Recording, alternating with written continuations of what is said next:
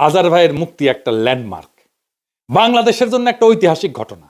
যদিও অনেককে আমরা হারাইছি, হাসিনা পতনের মাত্র কিছুদিন আগে আমরা মাওলানা সাইদিকে হারাইছি।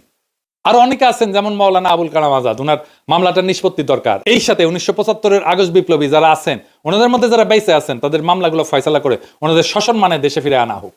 আজার ভাইয়ের খালাস শুধু একজন মানুষের মুক্তি না, এটা বাংলাদেশের বিচার ব্যবস্থার উপর চাপায় দেওয়ার রাজনৈতিক প্রতিহিংসার মুখোশ খুইলা ফেলার প্রথম ধাপ। এ রায় দেখাই দিল যে সত্যকে দমায় রাখা যায়, কিন্তু মুছে ফেলা যায় না। যুদ্ধাপরাধের নামে যে ট্রাইব্যুনাল বানানো হয়েছিল, তা আদতে ছিল একটা রাজনৈতিক হত্যার যন্ত্র, যেখানে আইন ছিল সাজানো, সাক্ষ্য ছিল বানানো, আর বিচারকের মর্জি ছিল শাস্তির একমাত্র মানদণ্ড। আজকের এই ঐতিহাসিক রায় প্রমাণ করলো রাজনীতি দিয়া আইন চাপায় দেওয়া যায় না। এখন সময় আসছে অন্যায়ভাবে যারা ফাঁসিতে ঝুলছেন এবং এখনো যারা পালায় বেড়াচ্ছেন, তাদের মামলাগুলোকে সবগুলোকে আবার পুনর্বিবেচনা করার। এই বিচার প্রক্রিয়ার ধ্বংসস্তূপের মধ্যে থেকে আমাদের নতুন করে নির্মাণ করতে হবে একটা সত্যভিত্তিক, ন্যায়ভিত্তিক এবং রাজনৈতিক প্রতিহিংসামুক্ত বাংলাদেশ।